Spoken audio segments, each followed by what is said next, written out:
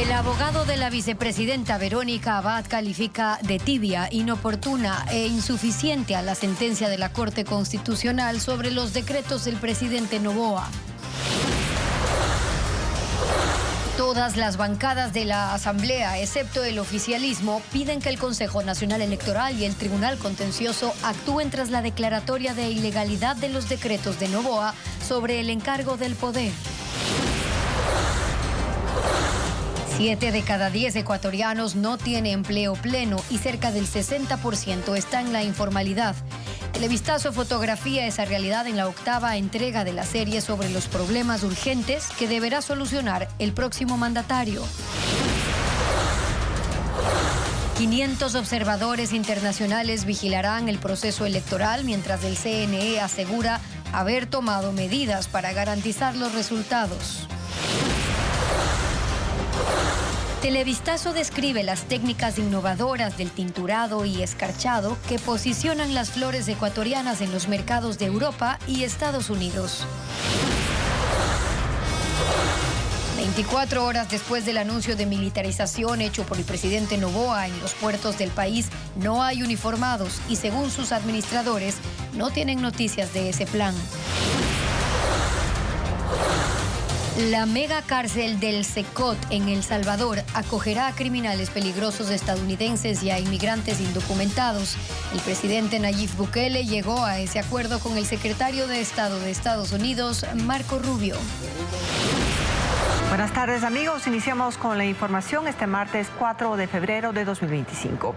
Continúa la disputa entre el presidente Daniel Noboa y la vicepresidenta Verónica Abad. Estefi. ¿Qué tal, Gaby? Amigos, buenas tardes. Respecto al fallo de la Corte Constitucional sobre los decretos de Daniel Noboa, el abogado de Abad y el gobierno muestran posturas distintas.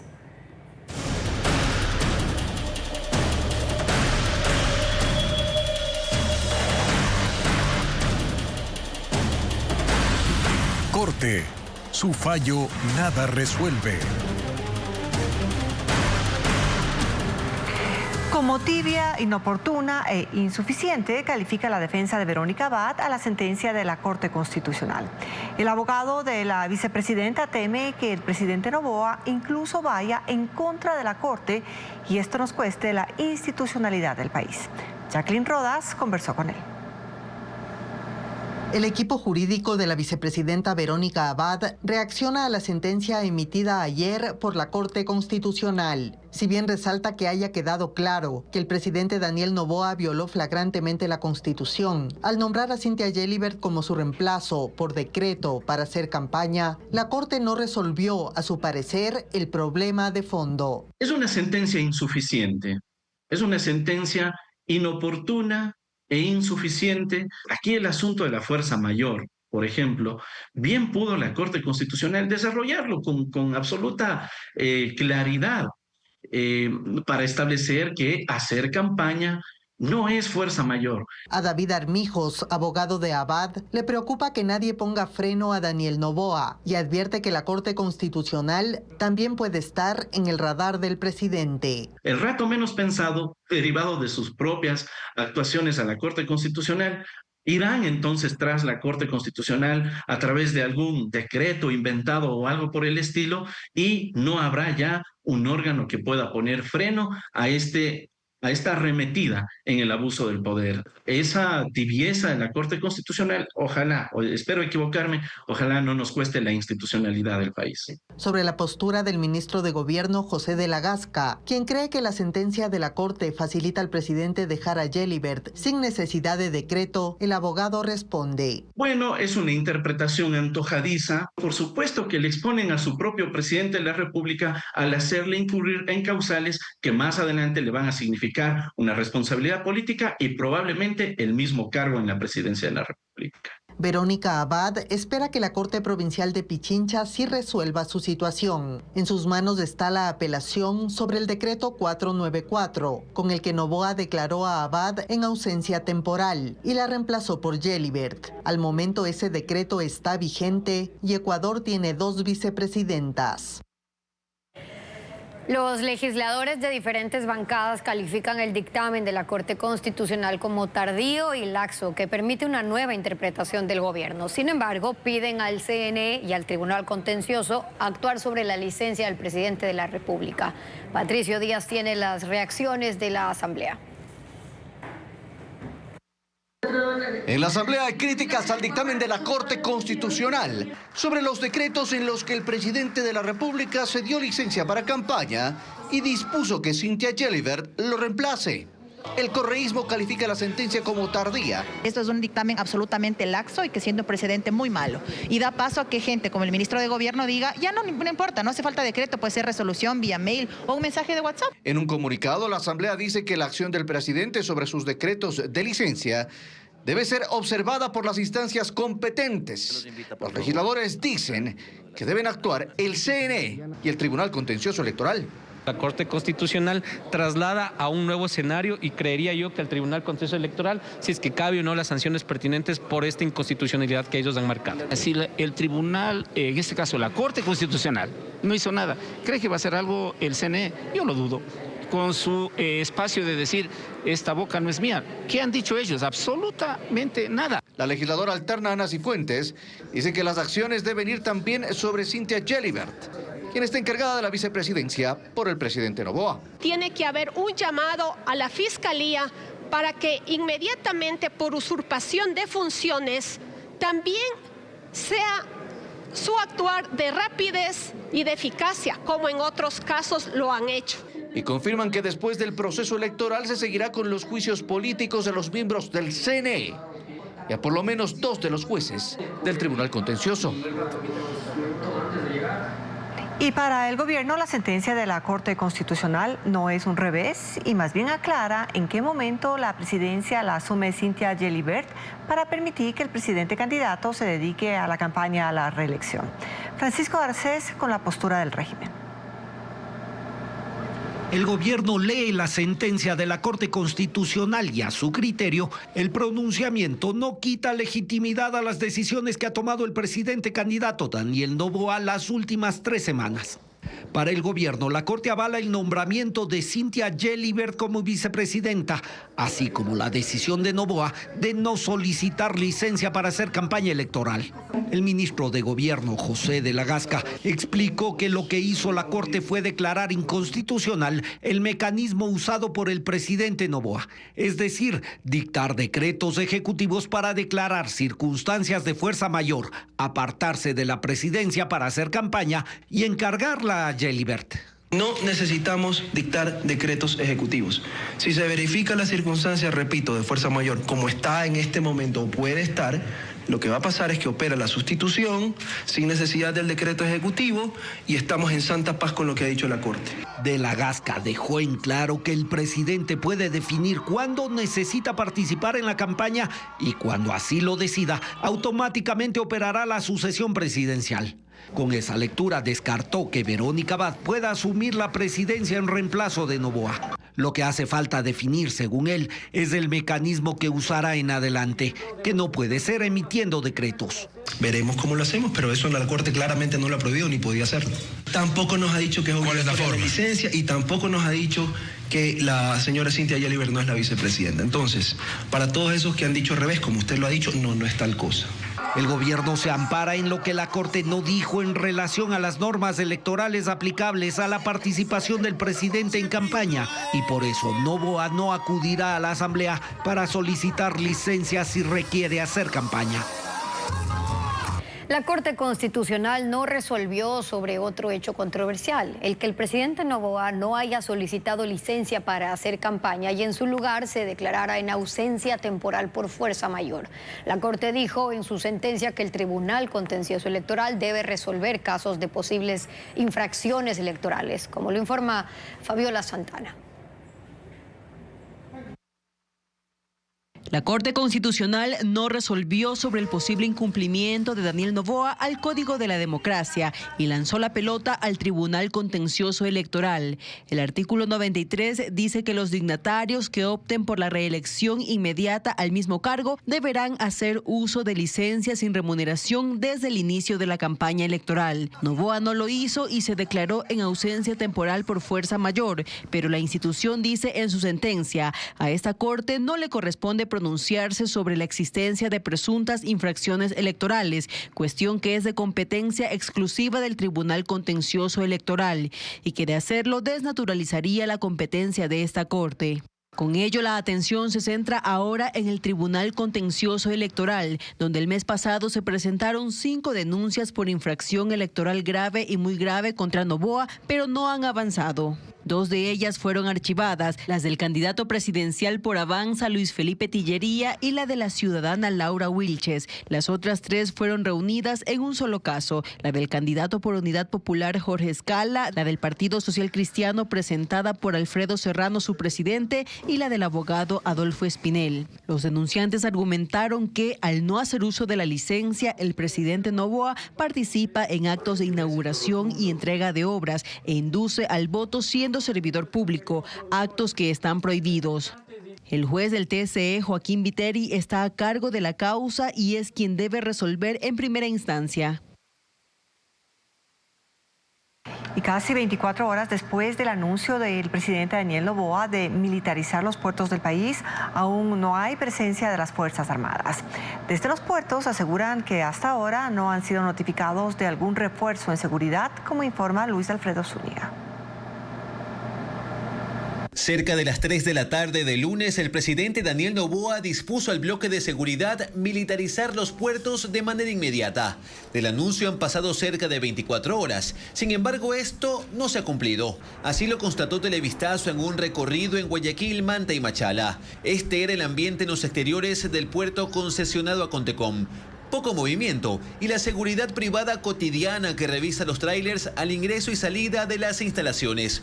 Un panorama similar ocurrió en los puertos privados. En Naportec, sur de Guayaquil, cerca de una decena de guardias privados hacían el control al ingreso, pero sin presencia militar. A unos metros de ahí está la terminal portuaria de Guayaquil, administrada por INARPI, y el resguardo, una vez más, era exclusivo de elementos de seguridad privada. La terminal portuaria de Guayaquil indicó a Televistazo que aún no tienen detalle del alcance de la medida, pero consideran que es una señal positiva. Mientras la Asociación de Terminales Portuarios Privados del Ecuador, ASOTEP, están de acuerdo con el anuncio. Sin embargo, aún no han recibido detalles y aseguraron estar atentos a las disposiciones de las autoridades para conocer el procedimiento y cómo será su implementación. En el puerto de aguas profundas de Pozorja tampoco hay presencia militar adicional a la que ya hay a diario, que incluye 18 militares y un campamento de la policía. Y en el puerto de Manta lo mismo, al menos media docena de guardias privados custodian el ingreso y la actividad es normal. Los directivos de este puerto indicaron que hasta el momento no han recibido una notificación de militarizar las instalaciones o cuántos elementos de Fuerzas Armadas llegarían. Señalan además que ya cuentan con personal de guardacostas y antinarcóticos. En Puerto Bolívar, hasta el cierre de este informe, es el mismo escenario. Televistazo consultó al Ministerio de Defensa detalles de la medida, pero aún no hay respuesta. Fuentes militares indicaron a este noticiero que aún están en coordinaciones para ejecutar el anuncio del presidente Noboa. Estados Unidos y El Salvador alcanzaron un acuerdo sin precedentes. El secretario de Estado de ese país, Marco Rubio, anunció que El Salvador recibirá en la megacárcel de Secot a criminales peligrosos, tanto como indocumentados como estadounidenses. Y esto a cambio de una tarifa para continuar sosteniendo el sistema carcelario del país. Lo informa Ileana Suárez. En su viaje a El Salvador, el secretario de Estado de Estados Unidos, Marco Rubio, dijo que el presidente Nayib Bukele, en un acto de extraordinaria amistad, aceptó el acuerdo migratorio más inédito en el mundo. He has agreed to accept for deportation any illegal alien in the United States who is a criminal. Nayib Bukele ha acordado aceptar la deportación de cualquier extranjero indocumentado en Estados Unidos, que sea un criminal de cualquier nacionalidad, ya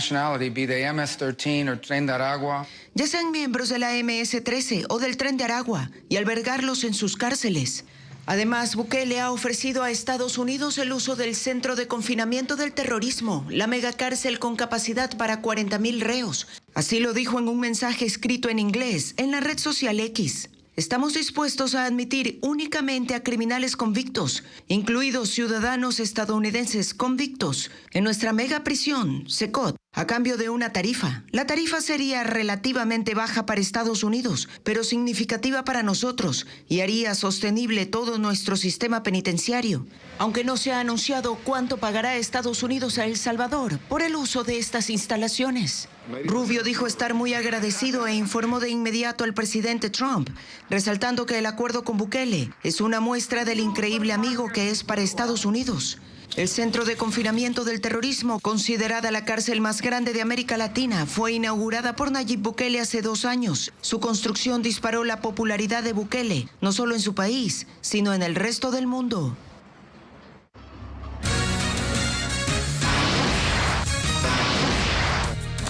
Vamos a la pausa y al regresar. En la 8ª entrega de la serie sobre los problemas urgentes que deberá solucionar el próximo mandatario, Televistazo muestra la realidad de los trabajadores ecuatorianos, donde cerca del 60% está en la informalidad.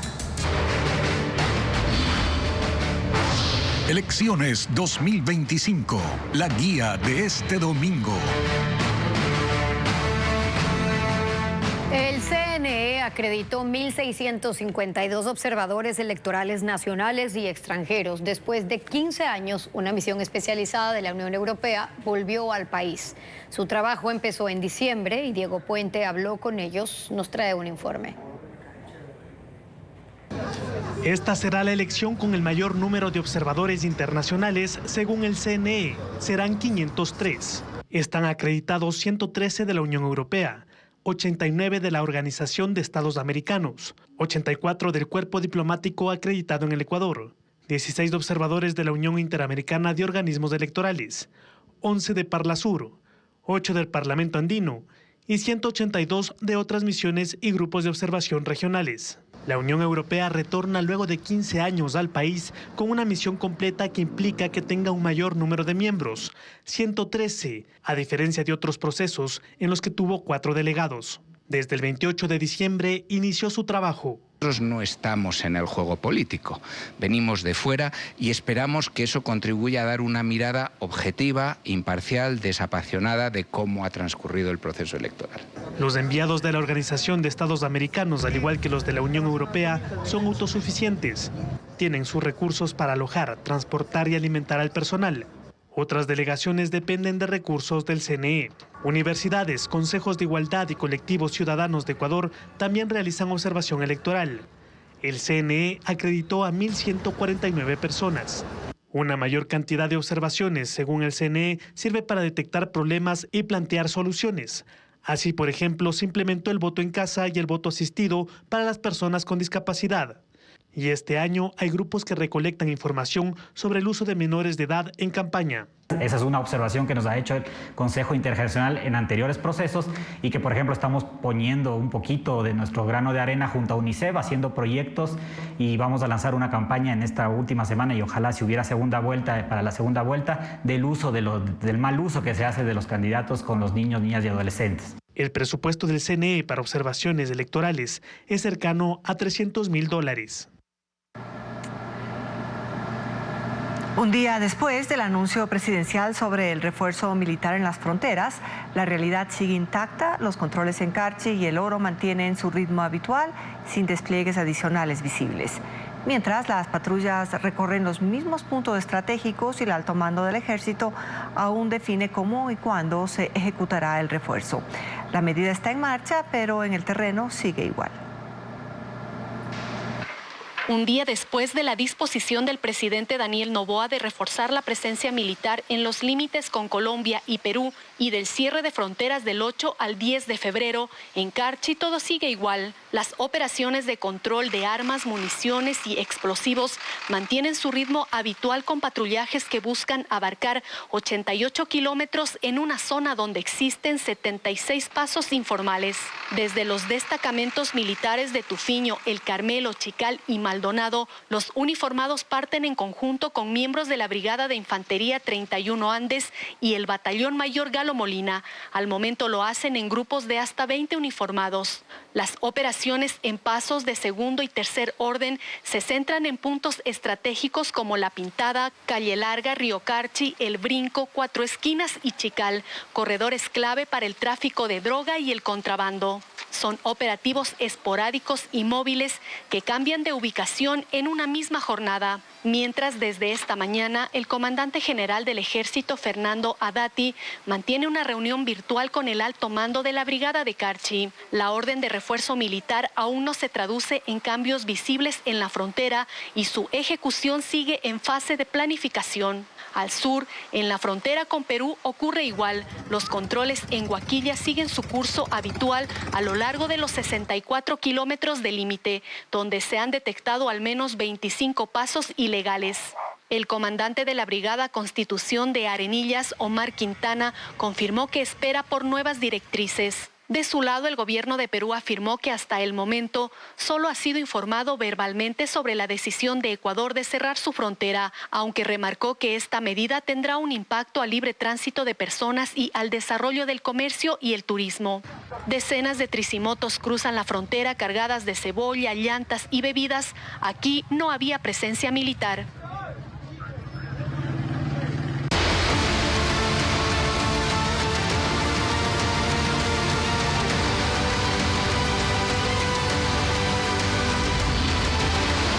Elecciones 2025. Los problemas urgentes del país que esperan al siguiente gobierno. En Ecuador, 7 de cada 10 personas no tiene un empleo pleno y el desempleo se mantiene como una de las principales preocupaciones. Este es uno de los temas que tendrá que enfrentar el nuevo presidente. En el siguiente informe, Patricio Díaz explica cómo está la situación laboral en el país.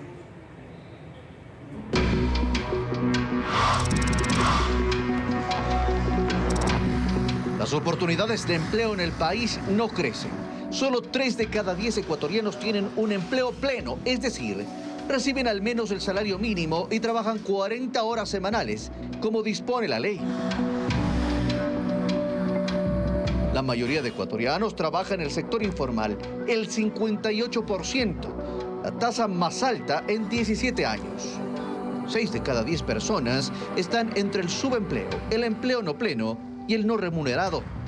Si tienen suerte de encontrar alguna labor, no pueden llevar a casa ni el salario mínimo, aunque trabajen incluso más de 40 horas. La economía nunca ha crecido lo suficiente para dar empleo a las personas en edad de trabajar. Eso explica la emigración creciente y sostenida a Estados Unidos y Europa, sobre todo. En 2014, cuando se terminó la segunda bonanza petrolera, de 4 a 5 personas de cada 10 tenían empleo adecuado. Que desde entonces las oportunidades laborales se han desmejorado. La pandemia, que empezó en 2019, complicó la situación y las secuelas nefastas en la economía no han permitido recuperar el empleo. Los índices más bajos se registraron en 2020. Este problema estructural tiene que ver sobre todo, según los expertos, con 4 factores: el deterioro de la economía, las trabas de reinversión, la rigidez laboral y la inseguridad jurídica.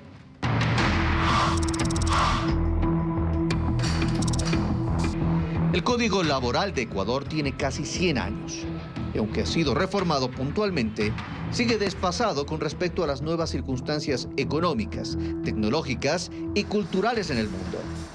Es verdad que han habido intentos para flexibilizar los horarios, pero manteniendo las 40 horas. En 2016 se aprobó la jornada laboral prolongada y la reducida durante la pandemia.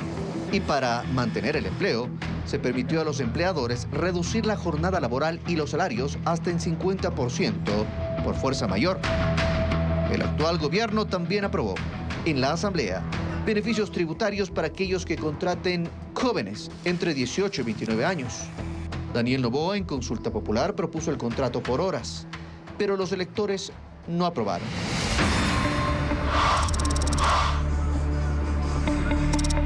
Según los expertos, la principal medida para generar empleo es mejorar el ambiente para la inversión.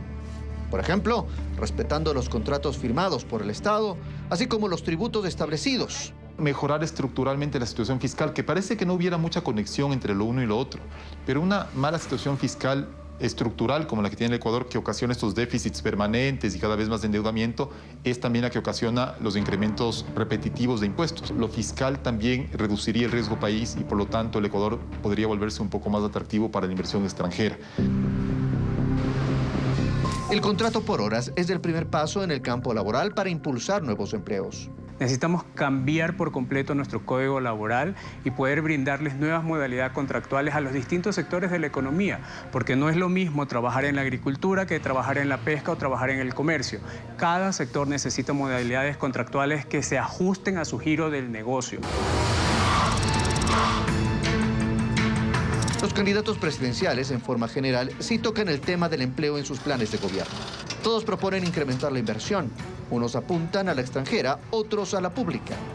Hay, es cierto, mayor apertura hacia el sector privado. Sí hablan de reformas. Unos para modernizar la legislación y otros para generar más derechos para los trabajadores. Solo uno de los candidatos propone un nuevo código de trabajo de la mano de las organizaciones sindicales. ¿Podrá el país crear condiciones de trabajo y vida para limitar la migración? Esta noche Televistazo hará la radiografía de esa tragedia en su 9ª entrega sobre los graves problemas del país que esperan ser resueltos por el próximo mandatario.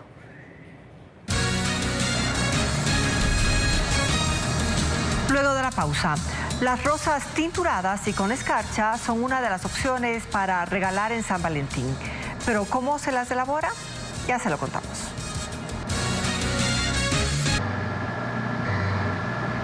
$1,400 empresas que operan en Ecuador compran materias primas y productos elaborados de México. En total fueron $573 millones en el 2023. Los medicamentos que actualmente tienen 0% de arancel serían los más afectados con la medida del gobierno. Adriana Bermeo con el informe. El presidente Daniel Noboa anunció la aplicación de un arancel de 27% a los productos importados desde México. Y eso es lo único que se conoce sobre una medida que ha resultado sorpresiva e inexplicable para las empresas que compran y venden a ese país. No se ha detallado cómo se aplicará. Lo que sí se sabe es que 1,400 empresas que operan en Ecuador compran a México. En total, $573 millones en bienes de consumo y materias primas. Lo que más se importa desde México son medicamentos y productos de tocador, $120 millones. Productos químicos, $48 millones. Productos alimenticios elaborados, $43 millones. Vehículos, $40 millones. Y máquinas y aparatos de oficina, $33 millones. Cuando se aplique la medida, los productos en los que se reflejará un impacto inmediato y subirán de precio son los medicamentos y químicos que actualmente tienen 0% de arancel.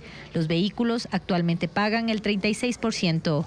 La pregunta es, ¿el incremento del arancel será hasta el techo consolidado, 40%, o sobrepasará ese techo que ya tendrá o tendría, digamos, otras implicaciones de orden del comercio internacional? Si México responde con la misma moneda y sube un 27% de arancel a las exportaciones ecuatorianas que sumaron $337 millones en el 2024, el producto más afectado será el cacao, con ventas por $154 millones y por ahora no paga arancel. Elaborados de cacao, $39 millones.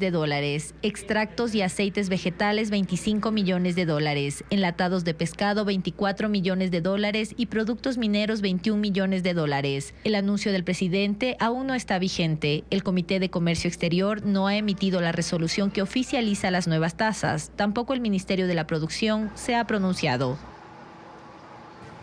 Canadá se suma a los países que ceden ante las presiones de Donald Trump, quien accedió a postergar por 30 días los aranceles a las exportaciones de ese país a cambio de una inversión canadiense en temas de seguridad. México y Panamá también han aceptado condiciones del gobierno estadounidense. Es el arma que usa Donald Trump como poder de negociación para abordar varios asuntos de interés para Estados Unidos.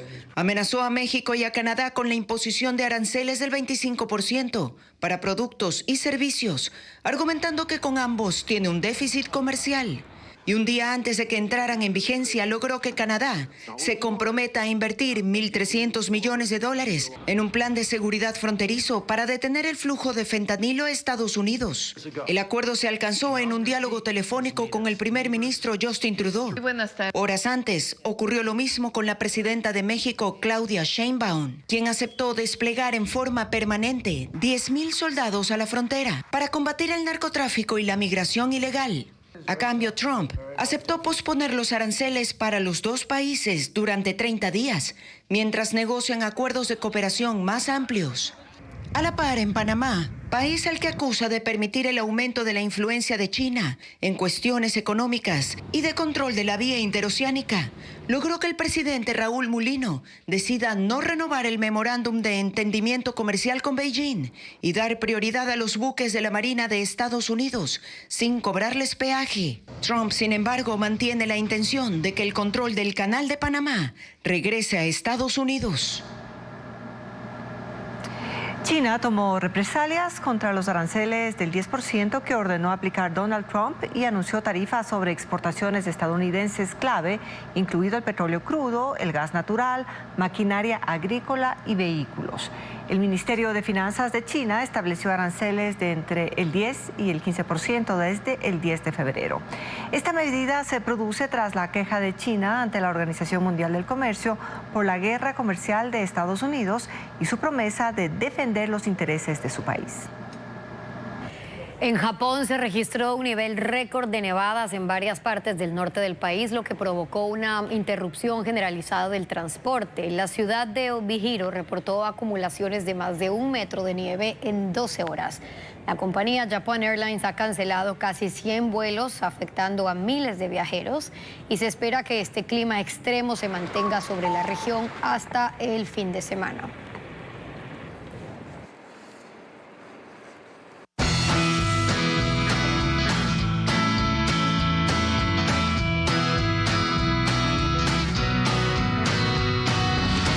Flores, embajadoras del amor.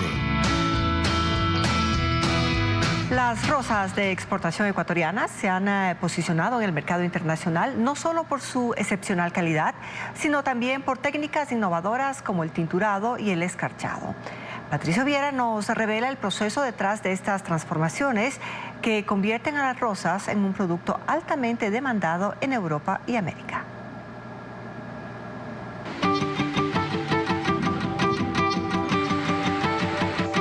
Las rosas tinturadas y con escarcha han emergido como una tendencia que redefine la manera en la que el mundo recibe la elegancia de la flora ecuatoriana de exportación. Las rosas reciben un tratamiento que resalta sus características naturales, añadiendo colores vibrantes y un brillo que destaca en sus pétalos. Empieza con el corte transversal del tallo. Inmediatamente se las traslada al área post cosecha, donde se retira parte del follaje. Se las ubica en un recipiente y durante 8 horas absorbe el colorante, en este caso el azul, que fue previamente disuelto en agua a 20 grados de temperatura. Para teñir la rosa nosotros utilizamos colorante vegetal a 10 gramos por litro de agua, en los cuales esos son colorantes que no son nocivos, no le afecta a la rosa, no afecta a la durabilidad de la rosa, tiene el mismo tiempo de florero que una rosa natural. Luego son ingresadas al área de diseño y con un soplete se retoca el color de las rosas, que son teñidas de una amplia gama de tonalidades, en las que destacan el azul, turquesa, naranja, negro y multicolores. Así se obtienen las variedades Rainbow, Blue, Baby Blue, Black Moon y otras. Las rosas con escarcha son aún más llamativas. En ellas se aplica con pegante en los pétalos una fina capa de brillantina de color dorado, azul, rojo o verde, dándoles un aspecto resplandeciente. Al momento, apenas el 10% de la producción de rosas de exportación en el Ecuador son modificadas debido a su costo. Un tallo natural, estamos hablando de yo hablo de un promedio de unos 25 o 30 centavos. En cambio, el tallo tinturado ya se habla de estamos hablando de unos 50 a 60 centavos. Es por eso que la transformación se realiza solo bajo pedido. Finalmente son empacadas y están listas para el embarque. Su principal mercado, los Estados Unidos, Europa y Japón.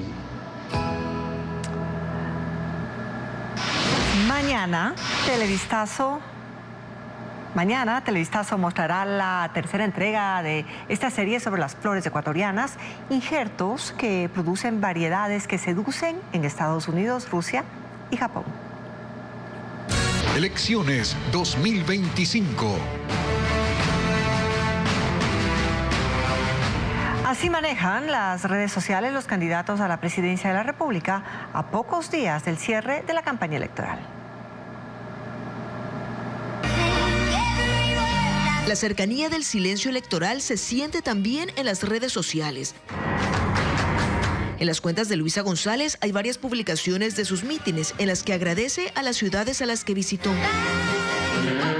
Francesco Tabacchi lleva la cuenta en sus redes de los días que faltan para la elección y aprovecha para hablar de sus propuestas de manera creativa. ¿Cuánto es 5 por 30?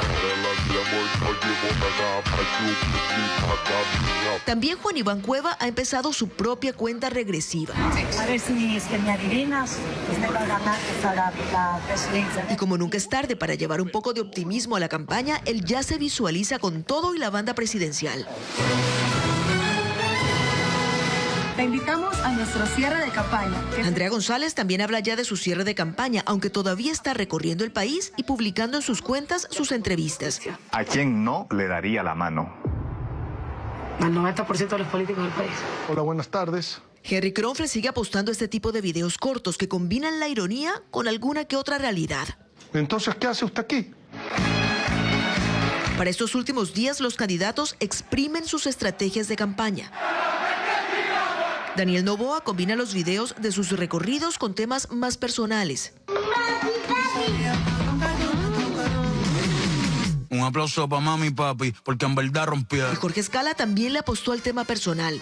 Mostró en sus redes su graduación de magíster en pedagogía. Porque aunque falten pocos días, ninguno baja los brazos. Los 16 siguen vaticinando el triunfo en las elecciones del próximo domingo. Sin embelezo, ya falta un pelo para enamorarme.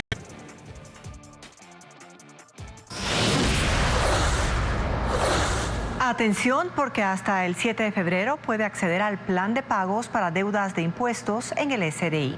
Además, la calendarización de revisión y matriculación vehicular inició este mes.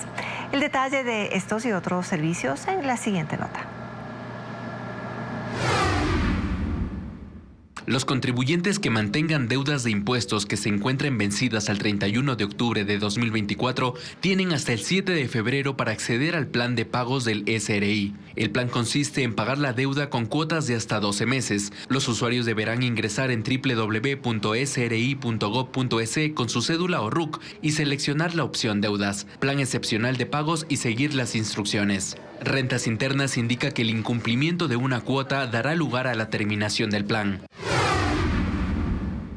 En febrero inició la calendarización de la revisión vehicular y matriculación con los vehículos cuyas placas terminan en 1. La multa en Quito por no cumplir es de $25 y en Guayaquil de 50. Los vehículos que no aprobaron la revisión vehicular tendrán plazo de 45 días en Quito y 30 en Guayaquil para presentarse nuevamente sin tener que pagar multa. Para matricular el vehículo debe haber cancelado valores pendientes y portar su cita previa, que se puede obtener en la página web de las agencias de tránsito en el país. Además, debe portar su matrícula. se instaló un punto de vigilancia epidemiológica en el puente internacional de Rumichaca, frontera con Colombia, para reforzar procesos de vacunación y controles a personas en tránsito que ingresan a Ecuador con síntomas que pueden derivar en enfermedades de contagio. El objetivo del Ministerio de Salud es aplicar cerca de 200 vacunas y atender por día a 200 personas.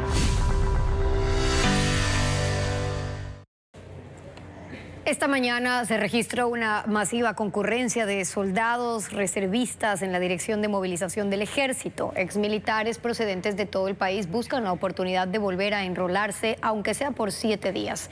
Hernán Higuera informa que hubo 13.000 registrados para cubrir 1.800 cupos.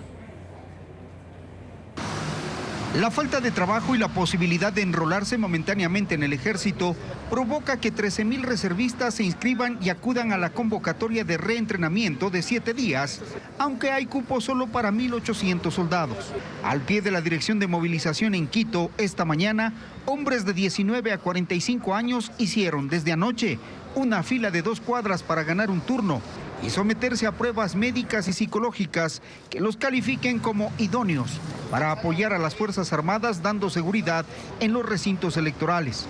Ellos irán a cumplir la seguridad interna de los recintos militares en las diferentes unidades militares, tanto del Ejército como de la Marina, a nivel nacional.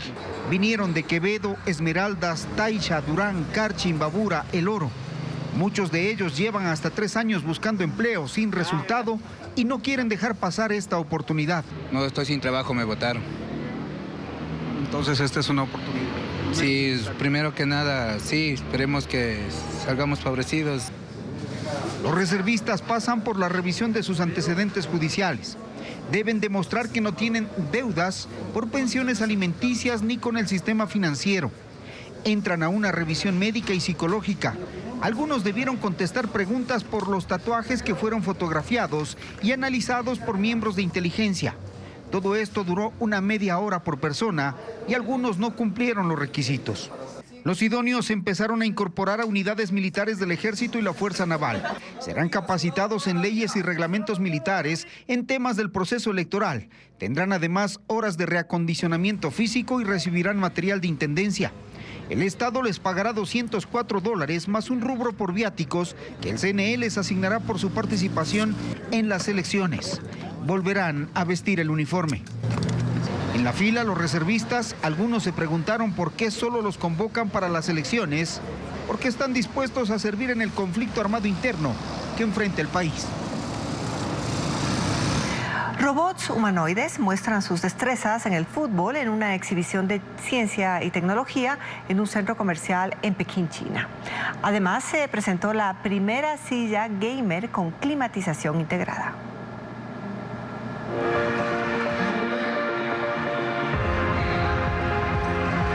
Robots humanoides muestran sus destrezas en el fútbol en una exhibición de ciencia y tecnología en un centro comercial en Pekín, China.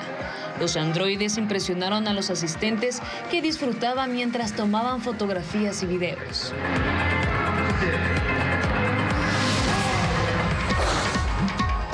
Tollback es una función integrada en los celulares Android que permite interactuar sin ver la pantalla.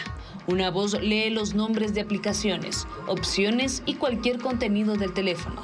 Al habilitar esta función, el dispositivo responde a comandos específicos. Por ejemplo, en lugar de ver la imagen y tocarla, Tollback le permite presionar cualquier parte de la pantalla para que el sistema lo lea en voz alta y tocar 2 veces para seleccionarlo. Se presentó la primera silla gamer con climatización integrada, Project Ariel. Incorpora un sistema de ventilación ubicado bajo el asiento, que modifica la temperatura tanto para enfriar como para calentar. Esta innovación permite a los usuarios mantener una temperatura corporal idónea durante sus sesiones de juego. La pintura y la música se fusionarán en un espectáculo denominado Inspiraciones Paralelas, que se desarrollará en la Casa de la Música en Quito. Y además, en Guayaquil se rendirá homenaje al cantante Julio Jaramillo con un encuentro cinematográfico. Estefanía Arias con la agenda cultural.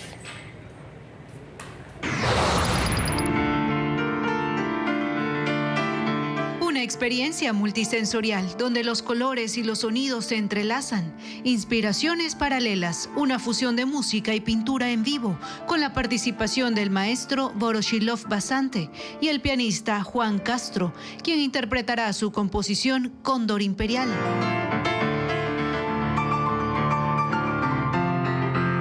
El espectáculo será en la sala de conciertos de la Casa de la Música en Quito, el miércoles 5 a las 19:30.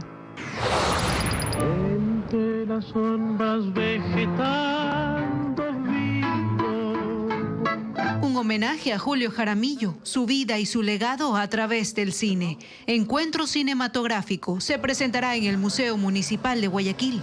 Una proyección que explora el impacto del Ruiseñor de América en la cultura popular y en el pasillo. Mi ilusión por hacerla feliz, pero todo fue en vano.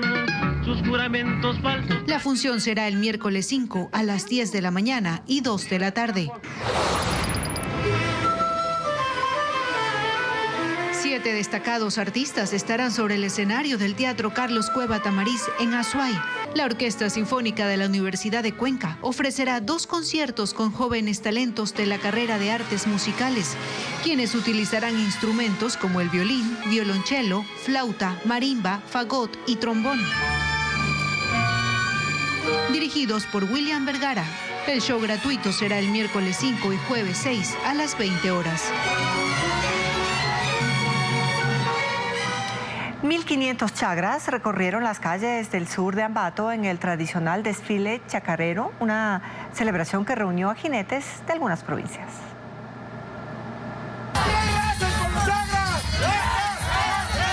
1.500 chagras recorrieron las calles del sur de Ambato en el tradicional desfile chacarero. Jinetes de Pichincha, Chimborazo, Bolívar y Tungurahua llegaron hasta el Parque de las Flores, punto de partida de un recorrido de 5 kilómetros que los llevó hasta el centro agrícola cantonal. El desfile destacó la cultura de los chagras de los páramos andinos. En la marcha, algunos jinetes realizaron maniobras de pie, mientras otros exhibieron el trote y el galope de sus caballos. A demostrar con las cabalgaduras lo que tenemos en los altos páramos, en las ganaderías. Los jinetes usaron la vestimenta tradicional, zamarro, poncho, sombrero y bufanda. Los caballos lucían bozal, riendas y montura de vaquería. Entre los jinetes hubo 150 niños y 80 mujeres. Que no dejemos perder esta tradición porque hay que llevarlo hacia el futuro. Al ritmo de bandas de pueblo, 15 comparsas danzaron junto a 8 carros alegóricos, jalados por tractores y caballos como símbolo del campo. Fue un trayecto de 3 horas, al que asistieron 15.000 personas. Me ha gustado la emoción que ponen los participantes, que contagian al público a que vivamos esta fiesta con mucha alegría. El desfile chacarero, que se realiza desde 1999, marca el inicio de la fiesta de la fruta y de las flores en Ambato.